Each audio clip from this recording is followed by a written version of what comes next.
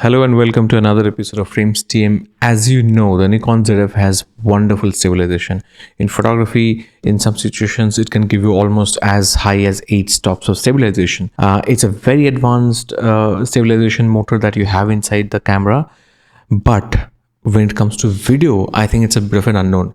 Let's talk about that today. Quickly, one thing about me is that I've been doing this channel for about 2.5 years. And now I'm at a point where for me to sustain doing this, I need to kind of see some growth in the channel. So if you are watching it casually but have not subscribed, I would say that just press on the subscribe button and let me know that I should push forward. With that said, let me get to the whole discussion on Nikon Z's stabilization in video. Look, I recently shot the Nikon Z8 with the 800 6.3. It was an amazing experience, and I'm looking forward to shooting the 600 6.3 soon. Now, I actually didn't get to test the ZF with the 800 prime. I wish I did, but that didn't happen. I did use the ZF with 180 to 600 though. At 600mm, when I was shooting videos, I have to say, as you can see in the clip here, it was honestly a very, very good experience. It was fairly heavy setup. It's almost like 3 kilos. Especially when you're shooting for a long time and you're shooting at 600 millimeters, that's really, really telephoto. At that point, after a couple of hours of birding, your body is kind of starting to get tired, if not tired already.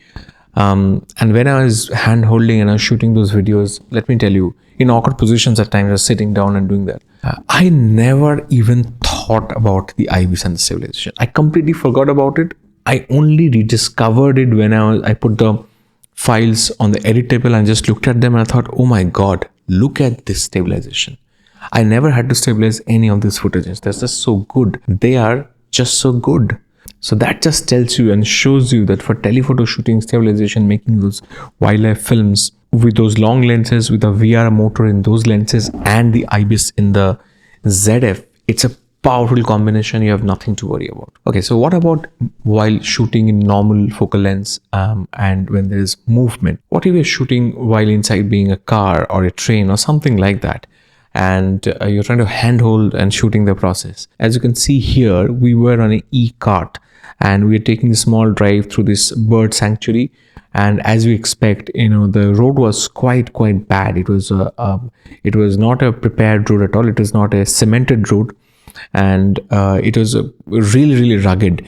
And if you watch this clip, you will have no clue how bad the road is.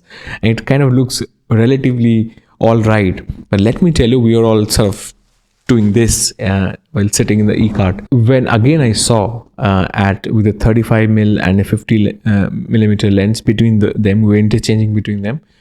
The stabilization, the IBIS for video is really, really satisfying. I think that it is one of the best that I have ever used.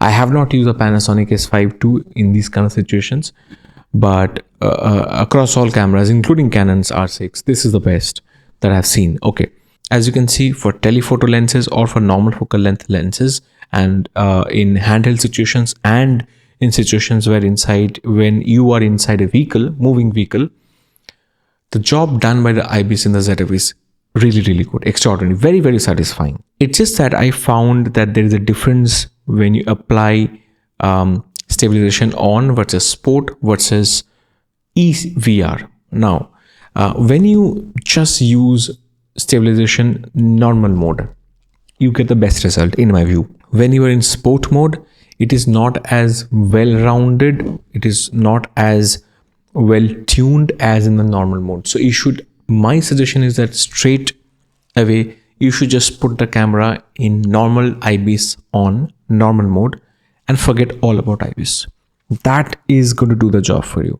When you apply the EVR inside the menu along with the IBIS, mechanical IBIS, I do not find that the results are that satisfactory. You should replay this bit of clip a couple of times or a few times and just see the difference. There are jitters in the footage when I apply the electronic VR along with the IBIS. I feel it's as if they're not completely in sync. They're kind of fighting each other a little bit right at this point.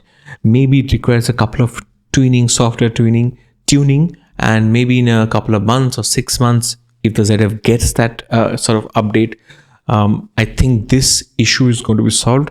And when the EVR and the IBIS works in tandem together with the same commitment towards a kind of particular kind of motion movement, it's going to do a very, very good job. It's going to become even better than what it is right now. But I think at this stage, when you want the best performance, you should just use normal mode in IBIS. Should you use the EVR standalone? I think you can. It is also, it doesn't, should you use the EVR standalone? You can. It is not as confused as it is along with the IBIS. Now, let me tell you, I'm not saying that the IBIS plus EVR is bad. It is bad in comparison with no EVR at all and just IBIS normal mode. Compared to any other camera pre-XP7, all the XP7 cameras, Z8, Z9 and the ZF, are incredibly good when it comes to IBIS performance, stabilization performance overall. It is just that if you want to find the best possible settings, at this stage, in my view, in my experience, is not EVR plus IBIS. It is just IBIS alone in normal mode, not even in sport mode. When you're using electronic VR only, it'll obviously crop in a little bit. Therefore, should you do it?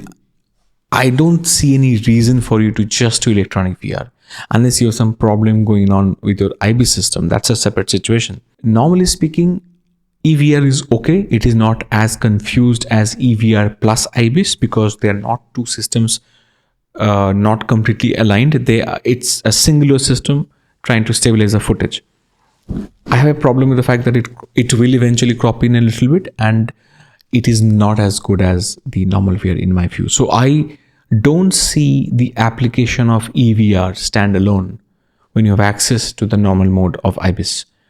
I see that the EVR is only useful and applicable when you want even more stabilization on top of what you can get out of normal IBIS mode. So that's what I'm going to leave it. I think when you're shooting video, yes, of course, you can increase the shutter speed to 120p and check if the EVR does better, because but those are extraordinary situations. Most people do not shoot videos at 120 frames per second. I'm talking about shooting videos at 24, 30 frames per second, because that's how you shoot most of your videos. If you're already going to do slow motion using 120 frames per second, you already are going to have a slightly stabilized looking footage because you're going to normalize a very fast footage. It's going to be in slow motion.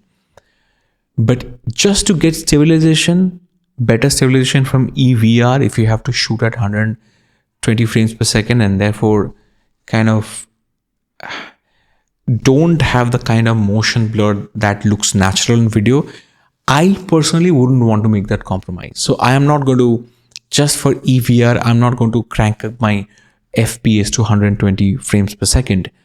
I would just use the IBIS internally. That's all. So that's why I'm going to leave it. If you like this video, subscribe, and I'm going to see you soon with another one soon.